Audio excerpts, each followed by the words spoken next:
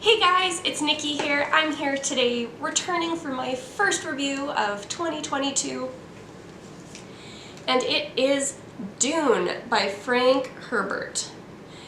I have heard mixed things from people I trust, both on BookTube and in my own life, and so I didn't have a lot of really specific expectations going into this story.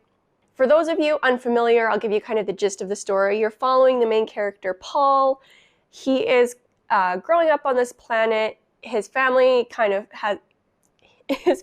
is fallen, and the book follows him kind of during this and then during the period where he's trying to enact revenge. I know a lot of people widely consider this a classic, and I see where they're coming from. And given that the new movie came out a handful of months ago, I decided now was the time to pick it up. And then following this, I will do a review for the old movie and a review for the new movie, just to see how they stack up over time.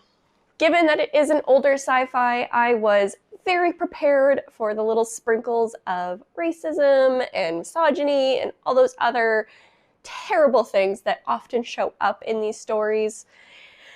And it wasn't as bad as I was expecting. I will give the story that was not as bad as I was expecting. So with that out of the way, I'll jump into my likes and dislikes here. The first is I really loved the political machinations. It's the same thing that I loved from Isaac Asimov's The Foundation series. You got to see what was going on in the background in terms of not just your main protagonist's point of view, but from other points of view, and see how these things would play out and why these things were being done. My second like was the planet Arrakis itself. I really enjoyed the environment and the setting and the little bit of the culture that we got from the Freemans. And that's what largely kept me interested in the story, was kind of discovering that world. And then my third like is getting to have multiple points of view of this entire situation. I really liked to see kind of what the enemies were doing, what allies were doing, what our main characters were doing, and kind of getting all their points of view on what's going on. I think it fleshed out the story really well for me. However, I didn't find this to be a perfect story. And I do have a few kind of dislikes I want to mention in case these are things that would also turn you off of a story. The first is I didn't love the main character, Paul. Personally, this is something very specific I know to myself, and it's just that I don't always love revenge stories, especially when that is kind of the consuming motive for your main character. And unfortunately, with Paul, you do get flavors of that, and it really turned me off of it. Or it really turned me off of him. The second negative I have is the entire premise of the Bene Gesserit, I think is how you would say it. And it was so frustrating to me that they were given so much power. But then social norm-wise, they were still put in a corner. It provided room with power, but not real power. I don't know how to explain it. It was like somebody trying to be really forward-thinking, but definitely having women roles written by a man. I think that's really what it is. It's a woman role written by a man, and so there's just parts of it that are very frustrating. I get the same way when you get a woman writing a man. There's always parts for me that are just a little frustrating. And the third and final negative is the prophecy that was involved. I wish it had been handled differently or expanded upon. I just felt like it didn't add as much to the story as it could have. And in the long run, it is what it is, but I just didn't love it. Now I will move on to the characters. As I already mentioned, didn't love Paul, the protagonist. Again, it's just because I don't like that kind of revenge or avenging motive in the main characters when it feels so consuming.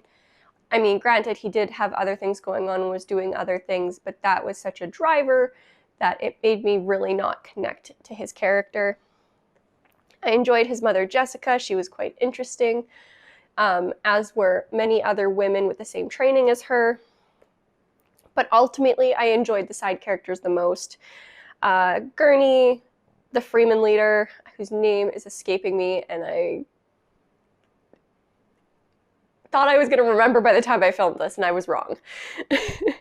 I also liked the character Kine, or Light Kine, depending on who he was talking to. And those are kind of the big three for me that I really enjoyed. But the side characters really did a lot in this story for me. Even if they weren't necessarily like incredibly well developed, they did a really good job of anchoring the story. And so finally, I'm in my wrap up here. I'm going to give this a 3.5 out of 5 stars. As I mentioned, although I largely enjoyed it, I wasn't super connected to the motivations in this story. I wasn't super connected into the characters that ultimately I think the author wants you to be rooting for in this story. And it just resulted in me not being super invested in the outcome. In terms of pacing, the beginning was slow for me. The ending was quite rushed. The stuff in the middle I found very enjoyable, but it was just the pacing at the front and the back was very inconsistent otherwise, and it ended up making the story very hard for me to pick up, and then shocked that I finished because I felt like there was still stuff to happen. Granted, I know this is part of a series, but given what they're wrapping up, I felt like there would be more wrapping up of that situation. And that's really all I have to say. Let me know your thoughts below if you've read this. I would love to hear it and discuss it with you. If you're one of the lucky ones who loved this, I am very jealous. It's always good getting that kind of reading experience. But talk to me in the comments below, and we can discuss it there. Peace.